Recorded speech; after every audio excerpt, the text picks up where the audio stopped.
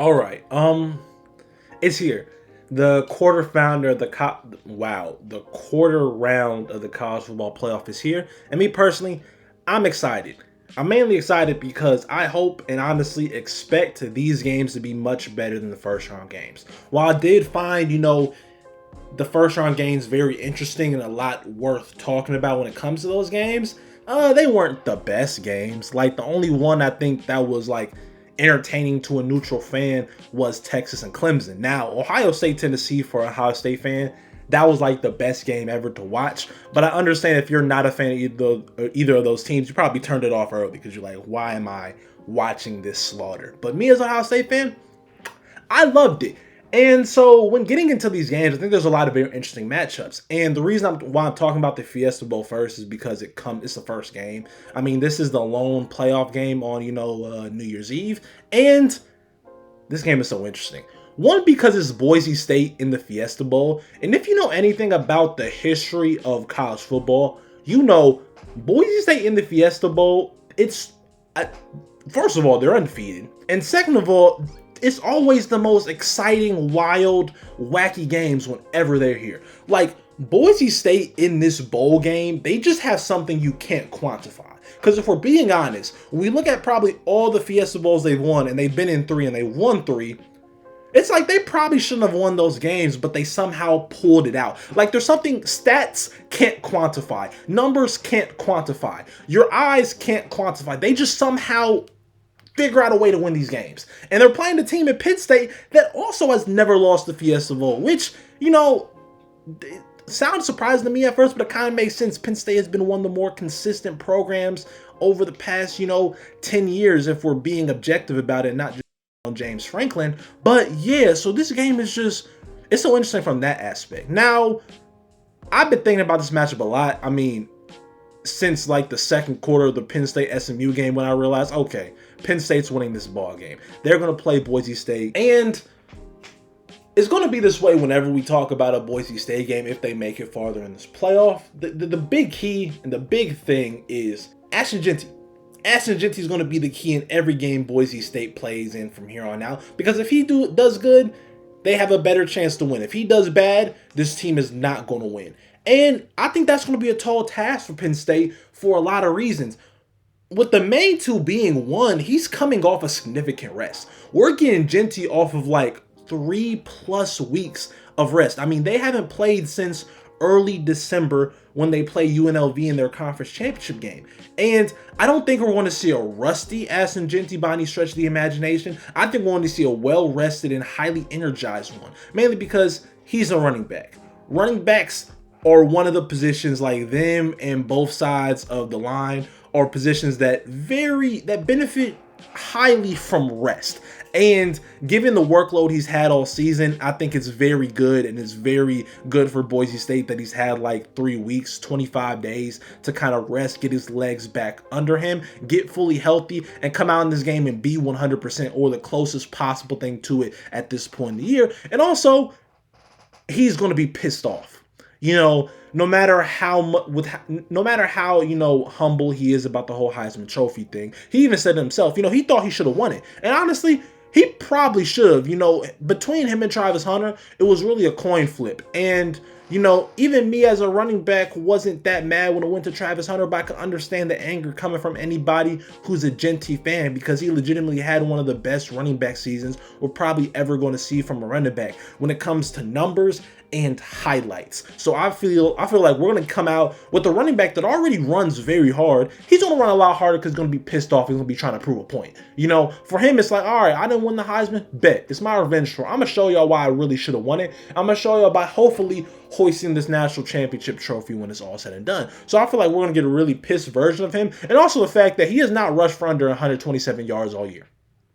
He has not. And the only game that he rushed for 127 yards was, I'm pretty sure, a game where he didn't play the second half. While, yes, it was an FCS opponent, you're not supposed to do that. And I'm pretty sure in that game, he only had 12 or so carries. He was doing some insane things. So, yes, Jeanty is the key. And the main question will be, can Penn State stop him? I mean, and I don't want to hear the thing as well, has Jeanty seen a team of this caliber? Yes, he has. They played the number 1 team in the country earlier this year, and they lost by 3 points. Only 3 points on the road at Oregon. And in that game, Jeanty ran for 192 yards, averaging 7.7 yards a carry on 25 carries. And when it comes to this game, I don't expect him to get no less than 30 touches. If Boise State does not give this man the ball at least 30 times, they're going to lose this game. There's a possibility they can lose with him getting more than 30 touches, but I think that's, the barometer. That's the magical number. You have to give him over 30 touches because he's going to have over 200 yards, total yards, whether that's through receiving, catching the ball, or running the ball. He's going to have to get 30 touches. And what makes it so interesting, and the reason why I think this game is not, while I will be picking Penn State, while it's not a for sure Penn State victory, is because Penn State does have trouble stopping the run. I think while Penn State has one of the best defenses in the country, the only defense I can, for sure say is better than them is Ohio State. Besides that, you can make a debate between them and Texas. You can make a debate between them and Georgia. You can make a debate between them and Notre Dame, and I won't fault you for saying, oh, those defenses are better, but I also wouldn't be shocked if a lot of people said Penn State's defense is better. But the main weak point I see when I look at this Penn State, defense is they are susceptible to the run. When teams want to attack them head on and be physical with them and run downhill, it can work. Now, it doesn't really work that much side to side, which is why I liked how they matched up with SMU, a team that uses a lot of its speed to its advantage. But Boise State's just going to run at them with, Ashton Jeanty. And Jeanty is very much a downhill runner. Yes, you will see him get, some outside zones, but he's primarily an inside zone back. He has great balance. He has, he does a great job running over people and running through contact. And that's something Penn State struggles with. I mean, if you look at the 2 games they lost against Ohio State and Oregon, backs on both those teams had pretty good days. I mean, Oregon's backs ran for 169 yards on 35 carries. Then Ohio State's backs ran for 149 yards on 24 carries. Now, the main difference between Boise State and, Ohio State and Oregon is that Ohio State and Oregon, they have weapons at the outside. So against those 2 teams, you can't just sit there and say, all right, I'm going to, send everything to stop the run. Because if you do that, you're definitely going to lose because they have the people on the outside to beat you.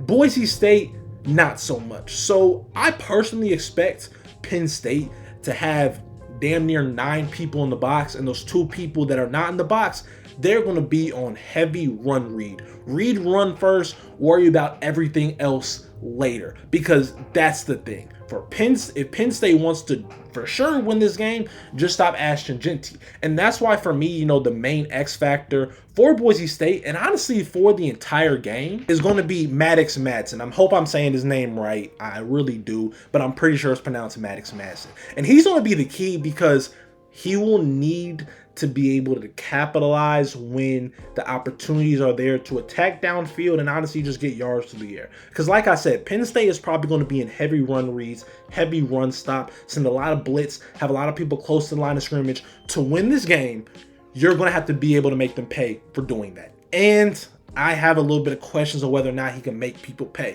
Because I look at the one game that they played against a team that's comparable to Penn State in Oregon. In that game, and I know it's early in the year, I know a lot could change, he threw 40 passes. He was only able to complete 17 of those. He's going to have to do a lot better than that in this game. They're going to have to make them pay for having very strong run reads and trying to stop the run. And he is the key. He has to hit a few big plays on the outside. You have to do that, 1, just to make them pay, and 2, give them something else to think about. You cannot let them just hone in on Ashton Jeanty. Even though I think even when they do that, Jeanty's going to be able to get his because he is the best player remaining in the playoff, and he is that good of a football player where even if you're saying, okay, we're going to stop him, he's still going to get his because he is that good. But he's going to have to make them pay. And the main reason why I am picking Penn State is because I don't think that's going to happen. And then I also have a question of whether or not Boise State can slow down this Penn State offense. Because in recent weeks, this Penn State offense has really, came to life. The Big Ten Championship game, even last week against SMU. And while I understand they didn't have the best game against SMU, it's also because the weather conditions were downright terrible, and I don't think they came in saying, okay, we're gonna have to score a lot of points. I think they came into that game saying, okay, we're just gonna dominate the line of scrimmage, dominate time of possession, and just win this football game the old-fashioned way. And I think that's what they will do in this game. I think what they're gonna want to do is, okay, we don't want your offense to have the ball because we don't want Ashton Jeanty to get chances. So basically, we're just going to run this ball, burn this clock. We're going to dominate time of possession and make you get into situations where you have to throw the ball because you cannot throw the ball as well as teams that we have seen. I don't even think this team can throw the ball as well as SMU did. And SMU threw 3 picks against Penn State. And that's just what I think Penn State will do. I think Penn State is just a better team, and I would honestly lean towards picking Boise State if they just had better quarterback play. And this is why it's so disappointing that Malachi Nelson couldn't come there transferring from USC, the former #1 player in the country, the former #1 quarterback coming out, couldn't come there and be even close to what he was supposed to be. Because if Malachi Nelson could have came in there and been the quarterback we all thought he was going to be out of high school, I will probably pick Boise State to win this game, but instead he's a bust that's in the portal and couldn't even win a job at Boise State, which is kind of crazy. Is very insane. And when it comes to Penn State, I think we all need to really be honest and really sit down and have the conversation, especially if you're a Penn State hater and a non-believer, that Penn State has a legitimate shot to be in the national championship game. When I look at their side of the bracket, especially since Carson Beck went down, who has a better quarterback than Penn State right now? Is Riley Leonard a better quarterback than Drew Aller? No, I don't think so. Is Gunnar Stockton a better quarterback than Drew Aller? No, not at all. Is Maddox Madsen a better quarterback than Drew Aller? No. And Penn State has one of the better rosters. So it's entirely within the realm of possibilities that when it's all said and done, Penn State is in the national championship game with a legitimate chance to win, given, in my opinion, they already played the 2 best teams in the country. And in both those games, they had legitimate chances to win those games. Are we ready for the fact that James Franklin could possibly be in a national championship game? Are we prepared for that? Are we? I don't think we are. I don't think we are, and with that being said, I pick Penn State to win this football game, but I am very much prepared for some crazy, wild things to happen, and for the possibility that Boise State just does the most Boise State thing possible and just doesn't lose the Fiesta Bowl. That's definitely within the realm of possibilities, because like I said, in this bowl game, Boise State just has things you cannot quantify, and I'm not even going to try to quantify them, but I'm still going to pick Penn State because they are a better team than Boise State. In all honesty, they're maybe one of the best teams in the country. And right now, their path to a national championship is looking crazy. And it's kind of funny how they lose the Big Ten championship game, but their path is much easier than Oregon. Because Oregon is going to have to go through Ohio State. And if they beat Ohio State, they're probably going to have to go through Texas. And that just doesn't seem, it's not fair. It's not fair how Oregon is literally suffering from success while Penn State's over there thriving off, losing that game, thriving off of failure. It's quite hilarious. But yeah, down in the comments below, give me your opinions. Give me what you think is going to happen in this game. Give me your thoughts. Tell me if you agree with me. Tell me if you disagree with me. Tell me why. Let's have insightful dialogue and not just scream at each other over the internet. Well, with that being said, I'm going to be back with a few more of these because this is not the only playoff game. And the other ones I do really, really want to talk about. But yeah, I love y'all. Please remember to like, subscribe, tell a friend to tell a friend. And I love y'all. Peace.